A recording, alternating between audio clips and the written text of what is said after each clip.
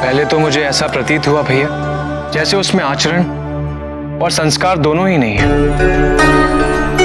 किंतु आपसे उसके बारे में कहते कहते मुझे ऐसा प्रतीत हो रहा है भैया कि मेरा कदाचित उसके बारे में सोचना उचित नहीं है। संभव था जिसे मैं उसका दोष समझ रहा हूं वो वास्तव में उसका भोलापन हो। इस बार जिस प्रकार हमारा परिचय हुआ है उसमें अधिक दोष परिस्थितियों का था भैया, किंतु मुझे विश्वास है भैया जब मैं अगली बार उससे मिलूंगा तो हम एक दूसरे के प्रति और भी सहनशील होंगे।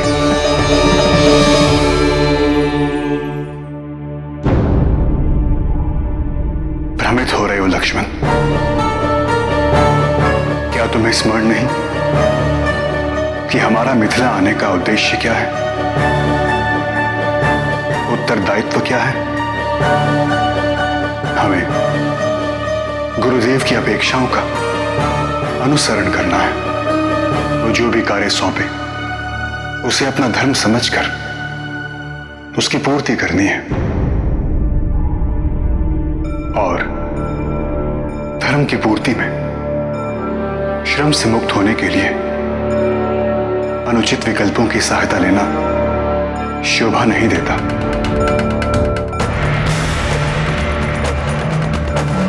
जिस प्रकार गुरुदेव के लिए इन फलों की प्राप्ति परिश्रम से होना अनिवार्य थी, मंत्रों के माध्यम से नहीं। किंतु भैया आपको कैसे ज्ञात हुआ कि मैंने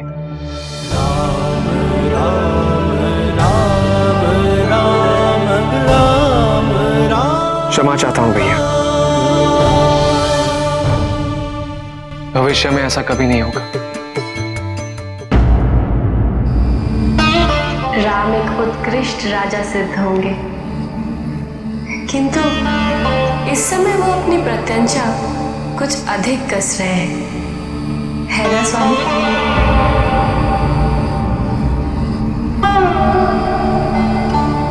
अच्छा स्वामी, जिन ऋषि मुनियों को हनुमान ने बांध रखा था, कुछ समय उपरांत आप उनके आश्रम गए थे, कोई विशेष कारण? हाँ, सुबह की।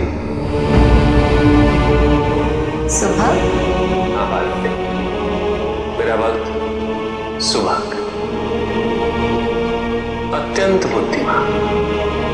ओम नमः शिवाय। जब सुबह गुरुकुल में निवास कर रहा था तो उसके भाइयों ने पैतृक संपत्ति को आपस में बांट दिया। सुबह के लिए कुछ भी नहीं छोड़ा। जब सुबह गुरुकुल से वेदों का अध्ययन करके लौटा तो उसने अपने भाइयों से संपत्ति में अपना भाग मांगा। भाइयों ने अपनी भूल स्वीकार तो की, किंतु साथ ये भी कह कि संपत्ति तो बढ़ चुकी, केवल पिताजी ही शेष है, और यदि सुबह चाहे तो संपत्ति के भाग के रूप में पिताजी को स्वीकार कर सकता है। अपने भाइयों की बात सुनकर सुबह को बड़ा विस्मय हुआ। वो अपने पिताजी के पास गया और उन्हें इस परिस्थिति से अवगत कराया। सुबह के पिता समझ गए कि उसके भाई उसे मूर्ख बना रहे हैं, किंतु सुबह को पैतृक संपदा का मोह हो चुका था। उसके पिताजी ने उसे समझाया, जिस संपदा पे तुम्हारे भाई अपना अधिकार स्थापित कर चुके हैं, वो संपदा न तो मेरी अर्जित की हुई है न ही तुम्हारे भाइयों की। पुत्र, सच्चा ज्ञान और सच्ची संपत्ति वो होती है जिसे व्यक्ति स्वयं अपने परिश्रम से अर्जित करे।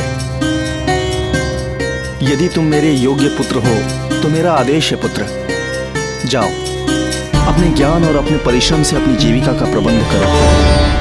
ऋषि पुत्र को कभी धन का चिंतन नहीं करना चाहिए। जी पिताजी, आपकी आज्ञा का पालन अवश्य करूंगा। पुत्र, कुछ ऋषि मुनि कई वर्षों से एक यज्ञ पूरा करने का प्रयास कर रहे हैं, किंतु प्रत्येक छठे दिन कुछ न कुछ भूल हो जाती है उनसे, जिसके कारण उनका यज्ञ समापन नहीं हो पा रहा है। पुत्र, तुम जाओ और उन ऋषियों की सहायता करके उनके यज्ञ को संपन्न करवाओ। ऋषि तुमसे मिलकर अवश्य प्रसन्न होंगे पुत्र,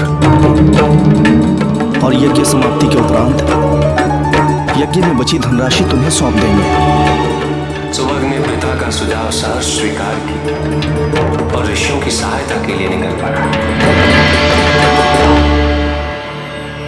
सुभग की सहायता से ऋषियों का यज्ञ संपन्न हुआ और जैसा उसके पिता ने कहा था वैसा ही हुआ।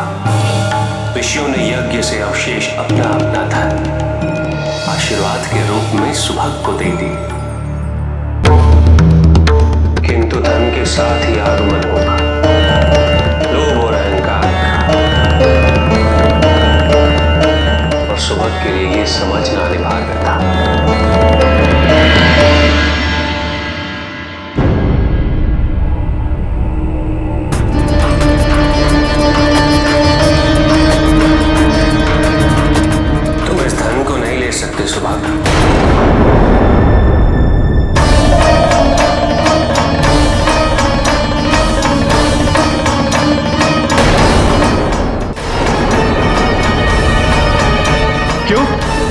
क्यों नहीं ले सकता?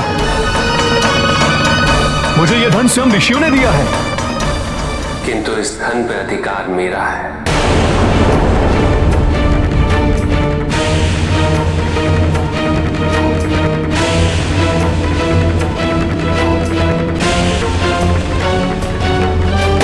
नहीं नहीं, तुम्हें अवश्य ही कोई भूल हुई है। नहीं, मुझसे कोई भूल नहीं। यदि तुम्हें मुझ पर विश्वास है तो स्वयं अपने पिता से पूछो, वो जो भी कहेंगे मुझे मान्य होगा।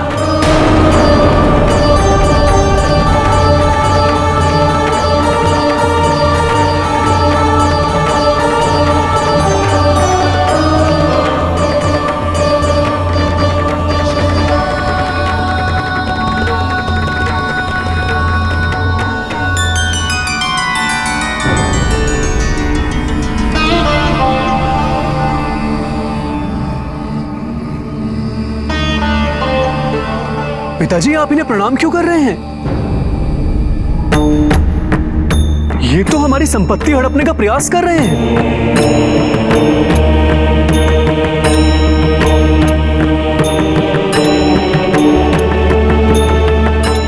पुत्र, वैसे तो संसार की सभी वस्तुएं इनकी हैं,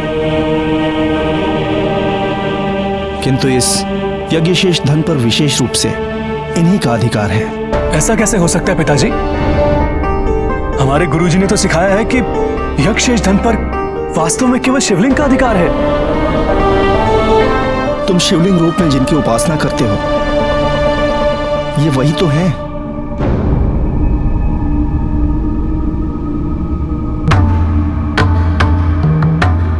महादेव।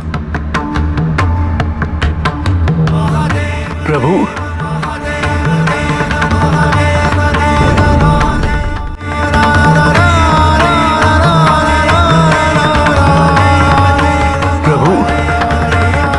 सचमुच बड़ी भूल हो गई मुझसे।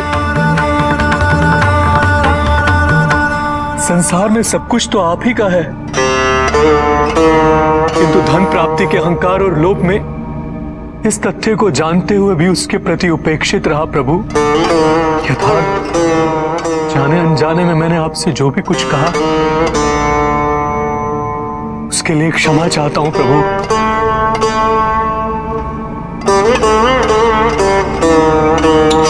तुम्हारे लिए यही समझना आवश्यक था सुभग। यदि तुम जैसा विद्वान ही लोभ और अहंकार से मुक्त नहीं हो सके तो जनसाधारण के लिए तो यह असंभव होगा।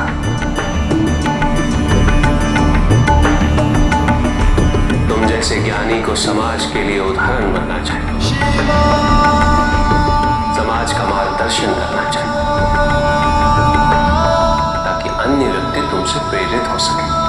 अवश्य प्रभु।